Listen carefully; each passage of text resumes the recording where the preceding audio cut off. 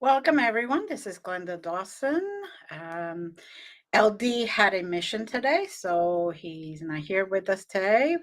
And you're watching Glenda's Dragon's Den. I do have a special guest, Kyle Mangus. I'm hoping I'm pronouncing that right. You did it Because perfect. thank you, because I mess up so many times on names. But um, and well, I'm just gonna give it to you and you tell us all about you. The audience is waiting to hear. All right. Well, thank you for having me, first of all. Thank you. My name's Kyle Mangus. I'm the vice president of an organization called the Friends of White Hill Mansion, which is basically trying to preserve and save an amazing historic and haunted mansion in Fieldsboro, New Jersey. Um, I'm also a paranormal investigator. So that's kind of the meat and potatoes about me in that part of it. So tell us, how did you get started in all this? So that's interesting story. So I was always kind of interested in the paranormal, but never really took it serious. But that wasn't my main reasoning with getting involved in White Hill, and that's kind of what spawned my interest and spawned my journey into the paranormal. So I was always intrigued by history and old places. History was always my favorite subject growing up in school. Um, and in my 20s I kind of was looking for something kind of to do, so I started researching family history, and I have a lot of family history that goes way back even into the 1700s in the local area surrounding White Hill Mansion, which is Fieldsboro, Bordentown, right around Trenton, New Jersey.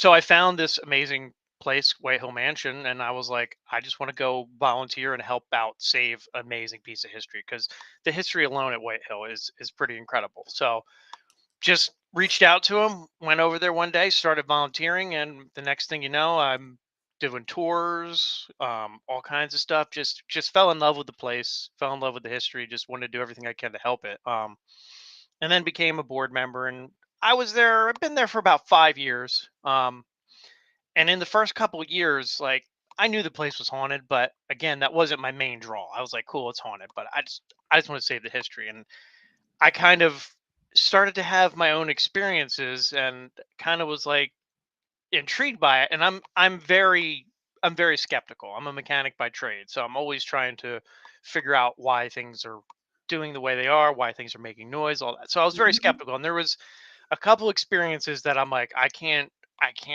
debunk it. It kind of got me intrigued in it. But it all kind of culminated um, about a year and a half or 2 years in. Mhm. At this point, I was having experiences. Like every kind of haunted house has, the footsteps, the disembodied voices. But I was always kind of brushing that off. I still was, I guess, a healthy skeptic. I Okay. wanted to believe, but I was like, I just haven't had that moment yet. And I was given a history tour during the day, and I went into the house after everyone left to lock up like I normally do. Went up on the second floor, went into one of the small bedrooms, came out, and standing in the hallway right in front of me is a 2 to 3 year old little boy. And he's looking right up at me. I looked him right in the eyes. He looked at me, and then he just disappeared. And that's when I was like, okay, I believe you now. I got you. So that's kind of what spawned me into the paranormal. There was no way that I was seeing something, or he was a real person standing there, a real little boy. We made eye contact, and he just disappeared. So since then, I've been, investigating and exploring the paranormal. So it's been a really interesting ride, and especially being at a haunted location, kind of helping run operations to save a place. I mean, I love it. It's the blend of historical preservation, the haunted, the Mhm. paranormal community, all of it. I just enjoy it. So. Mhm. Well, as a girl from Jersey, Mhm. um, it's just like that state calls you in and holds you there, Mhm. and no matter where you move, it's still home. Yep. And those old buildings, you want to preserve them before somebody comes and decides that they're too old, you know, Exactly. brings them Exactly. bring them down and make more housing, Yeah. which we don't need more of. No. No. So, and it was interesting too, because I always, growing up, I always heard my parents and my grandparents talk about. the mansion, and it never connected until Mm. maybe 6 months in that that was the place we were talking about. So I do also have some kind of family ties to the building too. Really? So in the 70s, the mansion, even in the 1920s, it was turned into, it went from a, a family home to a restaurant.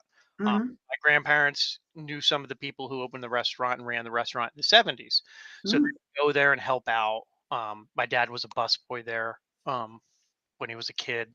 And even I found out with some of my family research that my great grandfather was um, the mayor of Fieldsboro and was very kind of close with the original family who opened the restaurant in the 20s. Actually played on their like local baseball team. So it was kind of like a cool, Nice. history family reunion type little thing. So it's just a cool place. It's just an awesome location. Mm. So tell us about the place. Oh, how much time you got? A lot. All right. So it's had the building that's there now, dates back to about 1750. Um, Mhm. but there was another building on the property, dating all the way back to 1723, but we just don't know where that is. Mm. So the Fields family, who Fieldsboro is named after, acquired Mhm. land in 1723. There were three generations of Robert Field one, two, and three. The main story revolves around Robert II. He's the one who built the opulent mansion in around 1750. They dated it to. He was very politically and socially connected in the local area. He was really a wealthy businessman involved in shipping. He had a tavern at the end of the next street over. Um, Owned multiple businesses in Philadelphia. He had over 600 acres at their height, which is pretty much the town of Fieldsboro at this point. Mhm. Um, but he was very, like I said, very socially and politically connected. And he was a part of an organization called the Correspondence Committee. Each state and each colony at that time, before they were states, had their own correspondence committee. It was a way that they all could kind of write letters and stay kind of connected and informed into the lead up of the American Revolution. Right. And the house sits on a one of the highest bluffs on the Delaware River in that area. Mm. And it got its name White Hill because before Fieldsboro got named, it was actually called White Hill because that hill used to have apple and berry trees that would Mm. bloom white. So everyone who'd come up the river would see the White Hill. So that's why they built their big opulent mansion there. Right. Um, but one day in 1775, Robert Fields went on to a secret meeting down in Philadelphia. The Delaware River is directly behind the house. He got on one of his boats, and allegedly, there's a lot of mystery around this. He went, like I said, to one of these secret meetings, but he never returned. Mm. He had a slave or a servant with him, and when he came back without Mr. Fields, they were like, "What happened?" And he had like four or five different stories. No one really knew what happened. Mm. Um, it didn't make sense. They did find his body 5 days later on the Pennsylvania side. Um, and the accounts that we have is that he had a gash in his head and water in his lungs. So they kind of speculated at the time that it may have been either political or business related, possibly a murder, but they didn't really have CSI back then, and the American Right. Revolution, the American Revolution was kind of leading up, so they kind of just rushed it under as an accidental drowning. Right. But that left his wife Mary pregnant with their seventh child, Mm. to run all of his businesses, this big opulent mansion, all this land, and basically the American Revolution broke out on her front lawn. Mm. Um, so in that area, there was a lot of activity during the Revolutionary War. Mary was visited by the precursor to the American Navy. She was visited by the British multiple times. The British actually searched the property on multiple occasions because they thought she was harboring, rebels. She was a woman of her means at the time, so she was able to kind of, shoo them away. Like, listen, Mhm. I don't have anything here. I don't want to have anything to do with your war. Right before Washington crossed the Delaware, she was visited by the Hessians, who were hired mercenaries to fight on the British behalf, and they Mhm. basically they stayed at her house for 2 weeks. She didn't really want them, but she kind of didn't have a choice. Yeah, no. There's certain So people you just don't have a e choice of. exactly. At the time, they were staying in the next town over, Bordentown, and it was a really harsh winter, so they were burning everything, fence posts, people's furniture to stay warm. Um, but Mary lucked out because we actually had a couple letters that she wrote to her sister during that time period, and the captain who stayed with them in her house was like the best Hessian in the area. She said he was the most polite little Dutchman ever. He brought all of his own food, all of his own cooks, everything. Never took anything from Mary. His doctor actually helped save one of Mary's kids who was sick at the time. So Mm, she lucked out really well, but it's very turbulent times, and especially for a woman at that time period, we kind of call her, the matriarch of the mansion. mhm, Um, she was very smart and witty how she navigated that time period. She actually got protection orders from the British, from the Hessians, and then later on the even the Americans. So it's a big reason why the house is kind of still there. So mm, she is a big part of our story. She did eventually remarry. She remarried an American Navy captain named Thomas Reed. His brother was one of the signers of the Declaration of Independence from Delaware.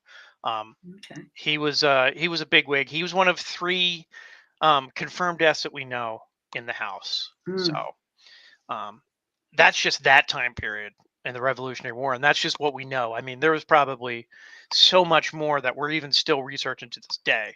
mhm, But then the Fields had the house for about 80 to 90 years. The last Robert Fields III, he kind of lost the house. There's rumors that it was mismanaging, but we're just not sure what happened there. So eventually it went to a couple different families throughout the years. In the 1800s, there was three notable families there. There was David Bruce, who was a famous typesetter in his time mhm, period, about 1830. He invented a typesetting machine that kind of revolutionized the typesetting industry at that time. He invented it right in the attic of White Hill somewhere. mm, And then there was James and Joseph Mayer in the 1880s, who were famous for their tile work. They had a big factory in Trenton, and they invented all kinds of tools and techniques that kind of revolutionized that industry. So in the 1800s, there was a lot of industry and inventors at White right. Hill. And then the last family before it became a restaurant was the Crossley family, and they did a lot to the house. They changed it from a colonial house. They turned it into what is called like a Victorian mansion. So a lot of the changes that you see when you look at it, you're like, wow, it kind of looks colonial, but it looks different. It's kind of like a mishmash of different stuff because they imported a new staircase from Louisiana in 1896, blew out the back of the house, did all kinds of really amazing architectural features. Mm, Um, and then the last little, I guess, life of Wayhill Mansion was in 1922. Um, a German immigrant, Heinrich Glink, who was working as a waiter in Trenton and whatnot in that time mm, period, acquired the house, bought the mansion, and turned it into a very successful, famous German restaurant. So his family ran it from 1922 all the way to 1972 before they changed hands. And it ran as a restaurant from 1922 all the way to 1992 when it finally closed down. But Heinrich Glink actually he's the one who put a speakeasy in the basement, dug it out by hand during Prohibition. Everyone knew it was there. It was the place to be. So just an amazing amount of history. And even before there were any European settlers, it was mhm, Native American land. We've had mhm. two archaeological digs on site. They found over 20,000 artifacts. Wow. They determined that before the 1700s, it was Native American Lenape winter camp. So they would come there in the wintertime, then I guess they would move off in the summer. So it's just a really cool snapshot of American history because Mm, it you got Native American stuff. You've got before it was even a country, you've got, 1800s, 1900s, all the way till now. So it's kind of like a snapshot of American history. And that's what really, drives me to save it because it's like it's the whole picture from beginning to end. it sounds like a very interesting place to be, Yes. and, the fact that you found so much artifact, that's amazing, Mhm. especially after all this time. I mean, Yep. that stuff could have been dug up already, Yep. thrown out, whatever. Developed all kinds of stuff in the Yeah. area. Yeah, and I think that kind of lends to some of the hauntings or the paranormal activities because it's just been a place where people have either habitated, lived, had happy moments, had sad moments. It's just been occupied for Mm, probably thousands of years at this point if you include the Native Americans. But I mean, even modern times, 300 plus years mhm, of it being a family home, being a place where people came and met, and it's just I think it kind of still holds some of that energy, I guess. mhm. Now, have you guys, now that you're in the board or on the board, Hmm. have you guys done any type of construction or updates or anything like that? Yeah. Or have So you experienced anything while doing yeah. So I came on about 5 years ago. The organization's been around since about 2011. that? Hmm. So we're a 100% nonprofit volunteer organization. None of us get a salary. So everything that we bring in from either historical events, any kind of fundraising, donations, the paranormal community is one of our biggest supporters. They really generate a lot of our funding. Um, Hmm. that all goes right back into the house. So we do a lot of matching grants now, and Hmm. a lot of people don't understand like historical preservation, how hard it is. Like there is funding out there, but it's not enough for all the historical locations out there. So we have done a lot of repairs. Right now, we're working on um, maintaining the exterior. So the structure is sound. It's just keeping that way. So we just did a big grant that stabilized the front porch, which Hmm. was in near close to falling down. So they stabilized that. Um, there was a window called an Oriole window that was put on in the 1890s. That again was in disrepair and was ready to fall down. With had ironworks, all this beautiful architecture that they were able to save and restore to that. And I've noticed too when we've had also smaller grants through the last couple of years, stabilizing some of the woodworking on the outside, and it seems to have a little bit of an increase in activity. It's almost Hmm. like they get a little excited. They're like, "Ooh, something's going on. This is good." So it's really cool sometimes when, especially for me because I'm there a lot. I'm doing a lot of the paranormal events, Right. so it's kind of like a long-term paranormal case study. You kind of see some patterns, and it's just really cool to see different people come in and experience the things I've experienced, and even experience other things that even still are pretty crazy to me. So, Now, have you experienced Native Americans? so I have seen what I think is Native American paranormal activity, I guess you could say. But Hmm. we've had reports of different volunteers over the years. They kind of seem to be isolated to one side of the property. So we've never had any reports of any kind of Native American spirits or activity inside the house. It's always been on the outside, on the grounds. Hmm. But we've had two volunteers separate of each other, um, seen a full body apparition of a Native American man kind of just watching. They always seem to be observing and just watching.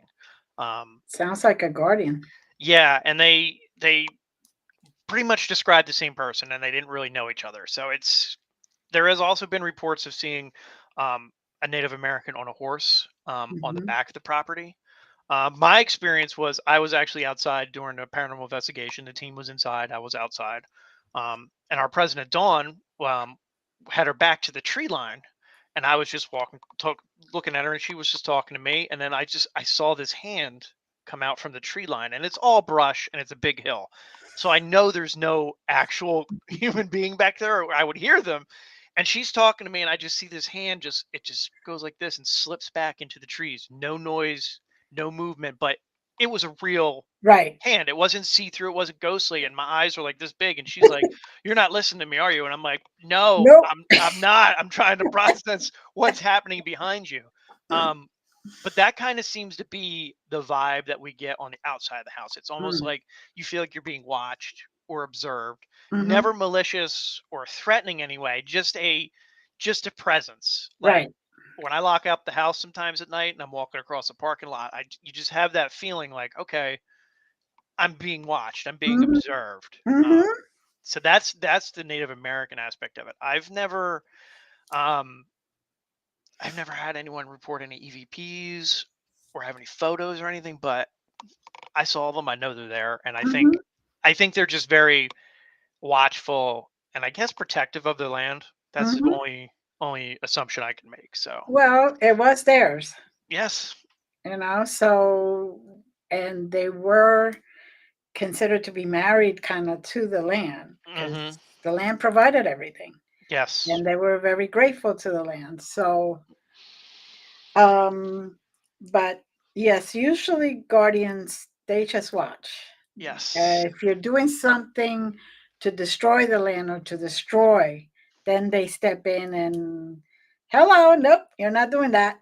Yeah, it's interesting you say that. This is a cool story too. So I forget when it was. It was about 2 or 3 years ago, and it was around Halloween. And we had a couple trees on the property that were close to. We had a couple scares where big limbs fell in the house, and they were huge, and it was in danger of possibly taking the house down. So Right. we actually had to get them removed. So before the tree guys came, I just walked over to the area where they were, and I'm like, listen, I don't know if you can understand me, but I'm just like, we have to do this to protect people around walking Right. around the house. We have to protect the house. We don't want anyone to get hurt.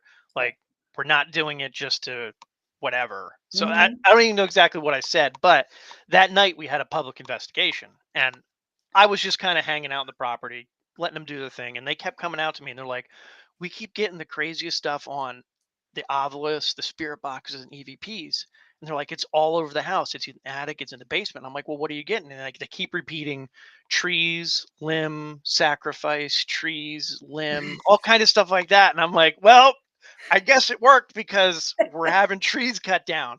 So it was kind of a cool thing. So I don't know if it was Native American spirits or just Right. the regular spirits of the house kind of acknowledging like we see what's going on. So Mhm. that was really cool, and we haven't had that Yes. since. So I don't know. It's Yeah, just really cool. that's one rule that, people don't understand. Even if you, because I have a 1900 house Hmm.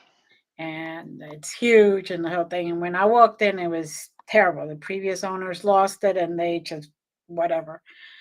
So I've been trying to bring it back to somewhat of a beautiful, Hmm. whatever I can save, type of house. And I walk into a room, I'm like, hey guys, whoever it is, whether you're the owner, the land watcher, the guardian, whatever, I am just here to try to better this, not Hmm. make it worse.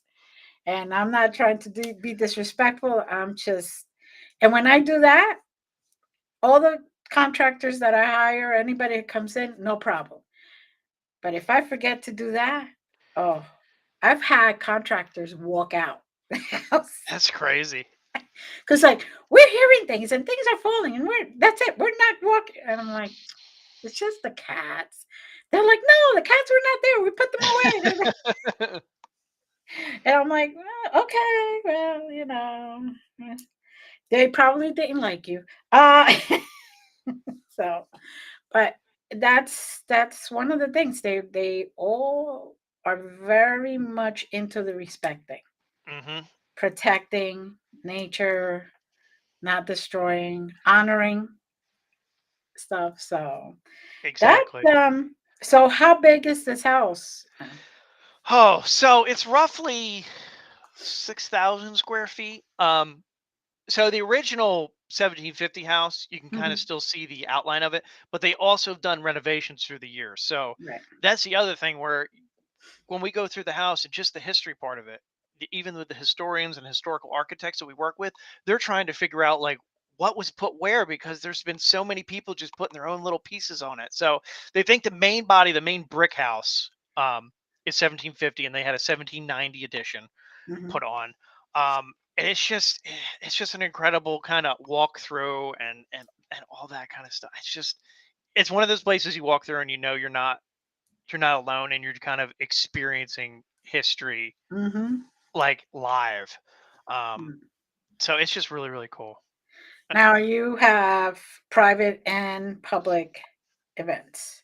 Yeah, so we do have private investigations where you guys can book Friday and Saturday nights. Mhm. All of it's on our website, whitehillmansion.org. We Right. also do public events.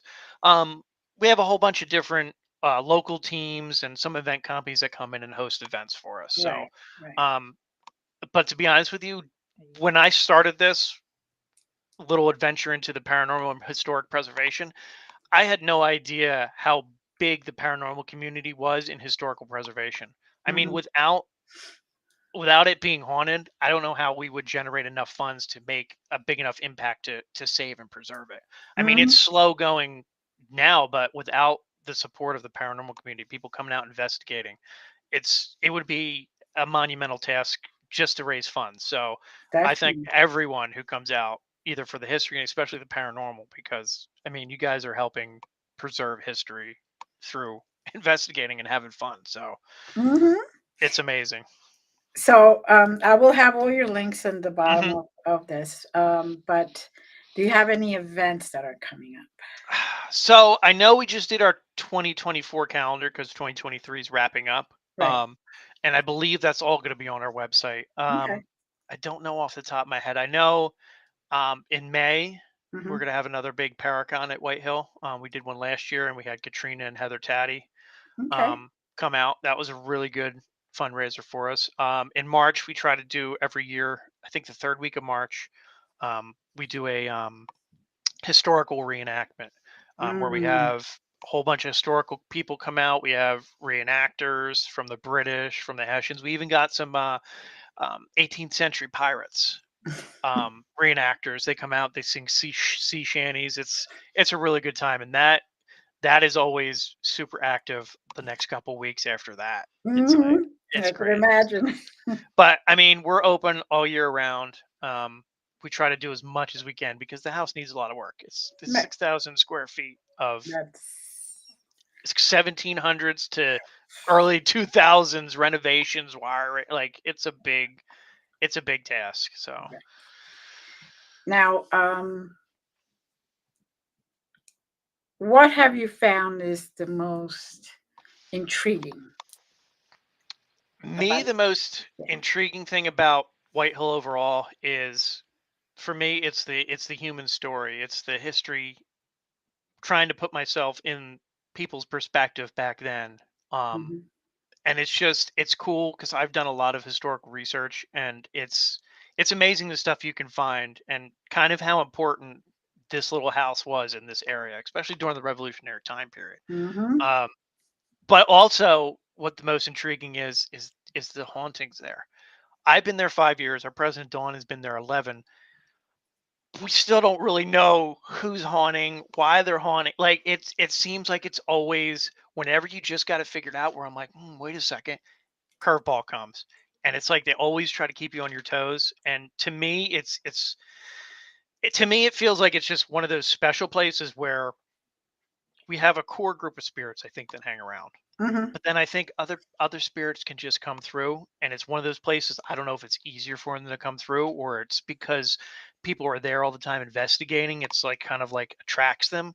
But Hmm. sometimes we get activity that I'm like, this has nothing to do with Whitehill, and it's just, to me, it's just so cool because people keep coming back, keep investigating, and they always have a different experience, and it's never quite the same, but it always is. We're always learning, and when I think I got it figured out, it's like, nope. Let me just tell you this now. I'm like, man, where did that come from? So, Well, it sounds especially with um, the the mistress of the house when she was there was a lot of people going through there. hmm So I think it's kind of the same now where, oh, we need a place to stay. Okay, we're going on vacation. Let's go to hmm White yeah, But it does sound that like it's very active and it's a very big piece of history, it is, definitely. and And important for New Jersey also. exactly. And there's a lot of times where sometimes I'll do, like, when a team comes in, I'll ask them if they want a history tour. Hmm. So sometimes they want a history tour just to lay a land some of the activity. And sometimes on the tour, when I'm start talking about the history and some of the notable people in the house, we get activity. And sometimes I'm like, I think they really like hearing about themselves sometimes. So it's really interesting, and it's really interesting to see the reports of different activity Right. and even some of the same reports. Um, it kind of makes me happy sometimes when we kind of hear the same reports because I'm like, okay, cool, they're still around. They seem generally happy for the most part. So it's really cool. And I kind of think, and I think most of the board, and especially me and Dawn, because we're there a lot with the paranormal program, we Hmm. kind of think that some of the intelligent spirits there, they kind of understand and know why we're there and what we're trying to do. And I Hmm. think there's kind of like a happy medium. Not that they're like, okay, we're circus, performers, we know Hmm. someone's here, but I think they understand without us being there and without them kind of interacting with people Right. that it's a weird thing. And like I look back after 5 years and I'm like, wow, look where I'm at. Like I would have never even imagined I would be here. But it's been a crazy journey. And just I love hearing people's reactions to the house for the first time. I mean, a lot of people come just for the paranormal, and then when I Mhm, give them a brief history tour, they're like blown away. They're like, "Oh my god, I had no idea that there was this much history this close to me." And that mhm. for me is a win-win because we're raising money, people are having a good time investigating the paranormal, and we're telling the story and the history of these people in this amazing house. So it's like a total win-win for me. That definitely is. Plus, learning that your family had some history there, Yeah, yeah, it's pretty crazy. So and now you, without even knowing, back fell in right it, in there. Yep. right? Fell right in there. So So, what has been? I know this is gonna. I hate asking this question because everybody stops. Like, what has been the scariest? so it's weird because looking back, Hmm. when you're in a haunted location for like 80% of your time, sometimes you get like not immune to it, but you just get used to it. But Right. the one place in the mansion that always keeps me on my toes Hmm. is the third floor attic. For some reason, it's got a very weird vibe. Sometimes you go up there, completely normal. And then sometimes you step foot up there and you can just feel it. I'm just like, and I don't claim to be like sensitive or psychic, Right. but it's heavy sometimes. You're just like, nah, I'm okay today. I will stay out of the attic. And like, it's not like I don't want anyone out there to be like, oh my God, there's something evil in the attic. No. It's just a, it's just a vibe. And probably one of the creepiest things was early on. I think this was before I even saw the little boy in the hallway, so I was Hmm. still kind of like skeptical. Um, we had a public investigation. I was just tagging along, and the whole Hmm. group went up into the attic. And there's two parts of the attic: a bigger part and a smaller part. Smaller part is not Kyle's favorite part. So the bigger part is where everyone was, and the investigator was like going over some equipment. And they were getting started, and I was Right. looking down the hallway towards the smaller part, and everyone in the house is behind me, and I look over there and I see a silhouette of a person like kneel down looking for something on the floor. And the room is dark. It's like 2 o'clock in the morning, so the room is completely dark, but I can see this silhouette and this figure Hmm. perfectly clear in the darkness of the room. It was darker than the dark room. It was like, so that already was messing with my mind. And I'm like, what am I looking at? I'm like, that's a person looking for something on the floor. And all this is going on in my mind. And I'm like, but everyone's behind me. I'm like, who is that? And then popped its head up, saw a full silhouette of a person, head, Right. shoulders, and it crawled across the floor and hid behind the door jamb and kind of peeked out like this twice. And I saw Right. head, shoulders, fingers, the whole thing. And I'm just sitting there and I don't have any reaction. I'm just watching this. And I was just like, it took me a week because I was pretty like shaken by that because I was like, whatever I saw Right. me too. And Right. we both were like, I don't know what to do. What should we do? And I said I was so scared. I was like scared stupid. I just stood there. Um, and I still to this day don't know who I saw. Um, Hmm. but I think what creeped me out at that time because it was early on in my paranormal journey or whatnot. Right. So I'm like, whatever it sees me, like it's aware of me. Like it's a total different experience when you see like a shadow person Right. or something. But when it looks at you and knows you're there, it's a whole another level of engagement that I was like not cool with at the time. But it's cool to see over the years that kind of has increased, and I almost think it's curious now, or Hmm. whoever it is, or if there's more than one up there. The shadow people up there are incredible. People have seen them, and they come down and they're just like, and I'm like, you saw it. I'm right there with you. It's like we should go to therapy now together. Um, but people are like, I don't understand. I could see it clear. Like the room is black, but I can see it, and I'm like, I don't. That's just the way it works. I don't know how it works. I think it was probably a servant or something that Hmm. would stay up there, and stuff on the floor. It was probably the little bit of money that they were able to save Yeah. and put it their way. And when they saw you, they were like, Oh my God, wait. Yeah, I who's know this my guy? hiding spot. Yeah, who's this guy? Because when I first saw whoever it was like completely unaware of and they weren't quiet behind me. They were just Right. beginning the investigation. So they were all talking, having a good time. And I'm like, it was completely unaware that anyone else was there until it looked my way. And then it was like, oh God. So that was probably the scariest. Yeah. Probably And I've been truthfully, there. I am sensitive and I'm a medium. I don't feel Hmm. that there's anything negative. I Hmm. just feel it was somebody that was there, like, a servant or something, and just going about his business. And the reason he probably saw you was because you have the same bloodline that your whole family. So they may have one of your family members may have interacted with them back then, whenever that was. Yeah, it's very possible. Um, I've had a couple spirits say that I remind them of someone. So I don't know, maybe I look like one of my ancestors that they interact with. Uh-huh. Who knows? I mean, Could it be. could be very possible. Could Um, be. but it's so hard because people always come out too, and during their investigations, I'm like, listen, tell us anything you get because we want to know too. Like, Right. we're not the experts. Like, I have no idea what's going on there half the time. So they'll come out and they'll give us all kinds of names, and I'm like, there's 300 years of history, and there's been people here for hundreds of years, just the restaurant years. I Right. mean, 50 years of a restaurant, there's probably been thousands of people through that door. I'm like, I can't pinpoint that down, and I always ask the spirits. I'm like, listen, just give me one of your last names so I can finish the research so I can. And of course I never Yeah. get that. Yeah. That would be too easy. But Way too easy. Way too it's easy. just the attic is probably one of the creepier locations for me. Other people too. It's just it seems like there's a lot going on up there. It seems like there's the shadow people, but then there also seems to be other kind of spirits too. Um, Yes. but it's Attics are usually very creepy. yeah, And and basements. the attic and Mm. the basement at Whitehill are usually the hot spots. Yeah. It's pretty cool though. It's cool to see the mix of intelligent spirits, I guess the pass through spirits, Mm-hmm. and even some of the residual stuff. Mm-hmm. And so it's kind of cool to interact. Like we got it all. People were like, "Oh, where's your hotspots?" And I'm like, "Anywhere it wants to be." I don't know. They kind of just do whatever they want. I don't. I'm not their. I'm not their keeper. I don't really Right. know. They are completely.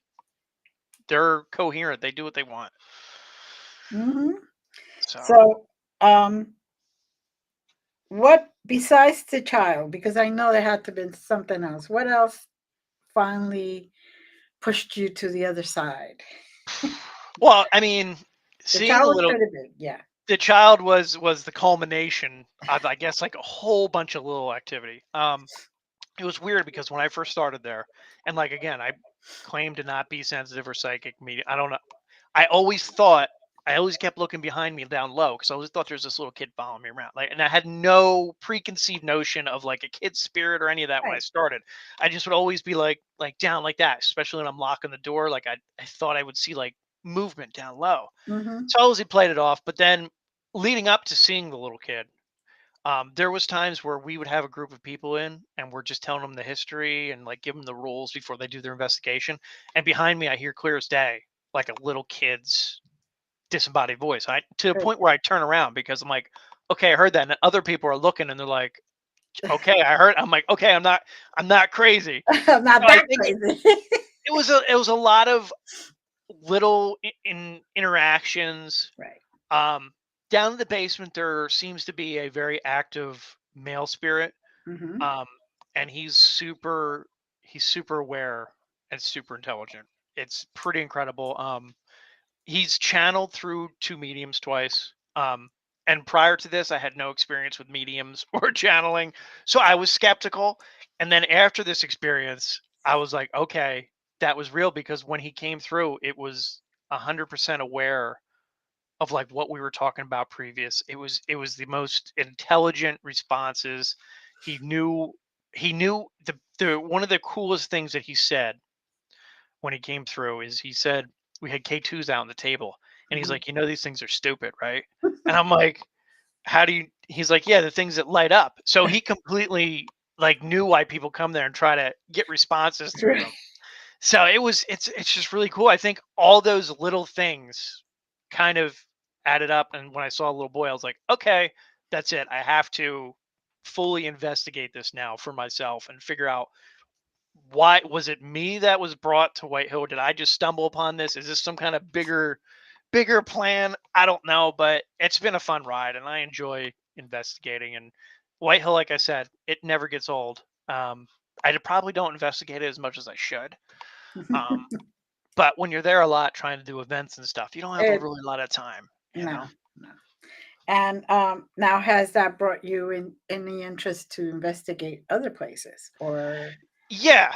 Yeah, it's like I have my White Hill experiences, but I'm like, Mhm. there has to be, more to this. So I've gone all over the country, Right. traveling around different locations, and I've gotten some pretty cool stuff. So I mean, it keeps expanding and it keeps me questioning and I want to know more answers. And you know how that goes. When you think you get an You, answer, you you, just you get get more this little questions. bit, and You then get they go, more oh, and there's more. Yep, get more and more questions. It's just incredible. But that So, is good when you question, because then that means that you're not investigating just to investigate. You mhm, investigate to get to the bottom of it, to figure out exactly. who they are, what their true history is. Mhm. Let's face it, there's a lot of history, and a lot of it has been just brushed under the rug or rewritten. Exactly, and that was a lot of when I first started there, and I just started learning the history. I was like, people need to know about these people. They did amazing things, and they're kind of like lost to history, and that's Hmm. what spawned a lot of my research. So I don't know if that helped. If they know I do, I don't know how it works, but Well, maybe they know, they see, they feel that they are very intelligent on that side because they yes. went through life already. Hmm. Now they get a full picture. We only get, when you're alive, you only get this little bit. They get Hmm. the whole world, so to speak. And so they know that you're trying to help, and they know that you're trying to better the place. So again, tell our audience what the website is. So anyone who wants to check out White Hill, check out Friends of White Hill Mansion or whitehillmansion.org. We're on Facebook, Friends of White Hill Mansion. We're on Instagram. Real easy to find. It's all on our website and all on our Facebook. You guys can book everything, investigations, um, tours, see all of our events right on the website. So it's super, super easy. Um, and if anyone messages on Facebook or email, we'll answer right away. It's either me or Dawn, so we'll get Right. right back to you. And I want to remind everyone that this is their volunteer time. Okay, so it isn't like they're getting salary. It isn't for the glory. It's to save this place, this piece of history. Yes, I don't sit in the mansion right by a phone waiting for you to call. I do. I do have a day job, so we will get back to you as soon as possible. So not like Quasimodo in the bell tower. So, but yeah, it's an amazing place. Everyone should come check it out if you haven't already, and if you have, please come back because there's so much more to offer every time you come back. Well, it's one of those places that, like you said, every single time that you go back, you get this different experience because Hmm. there's so many spirits there. Yes. It Oh my isn't God. like one or two. It's It's multiples. multiple. And from what I could tell from the one time that I did go, way before you Oh, you were started, there. a When did you long go? time ago, Wow. they I remember seeing like coming in and coming out. It was like a revolving door. I'm like, oh Lord, I can't even talk to one of them because there was just, Mhm. That's what it feels like sometimes. Like yeah, it's just like it's they're just just like, "I'm they're gonna just pop passing in. through, I'm gonna pop passing through. in." Yep. Yep. Well, So that's cool. You should have told me earlier we've been there. I would have yeah, went. I wanted to hear from you. Yeah. No, that's cool. If you kind of confirmed what we've kind of gotten the vibe lately, that's what's Yeah, happening. So that that's cool. it's I and it's funny, but I think the more that the world goes into turmoil, the more revolving door activity. Mm.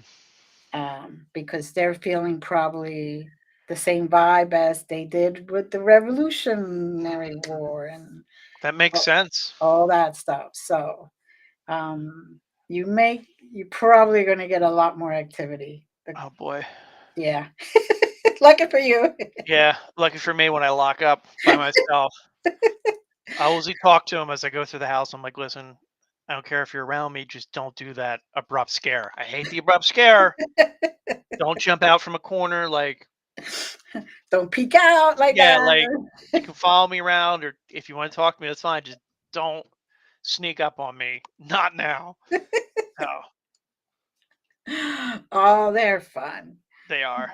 There. Yeah, it's a really, and I also tell people like we're pretty affordable, and we get a lot of first time ghost hunters, which I Right. love. And I said this is one of the better spots to start your first ghost hunt or your Mhm. first journey into paranormal. I'm like, there's nothing here that's gonna ruin your life. Nothing's gonna follow you home. We're not gonna pull you off the ceiling and hit you with holy water. It'll be fine. Like it can get a little intense, it can get a little weird, but it's a great place. And I think it's weird. Sometimes I think they know who can handle a little bit more and who can't. So it's kind of cool to see that sometimes where I'm like, okay, they're gonna go easy on these people, and then I see another people that have come here a couple times, and I'm like, okay, they might go a little bit stronger this time. So it's kind of cool. Right.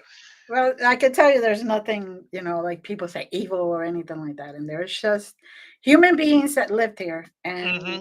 at one point or another. And some are guardians guarding the land to make sure nobody destroys it. And the rest are just coming back because it's a good place to be. Yep, like I So, always said, they're like you said, they're people just like us. Some want to talk to you, some don't. Some are right. grumpy, Hmm. some aren't. So Right. So, it's all in how you approach them. exactly. Exactly. So we have a few minutes. Is there anything that you want to say that you haven't? Thank you again for Thank you. featuring me. That's awesome. And just everyone check out and follow Whitehill on Friends of Whitehill Mansion on Facebook. Check us Mhm. out on the website. Come visit us.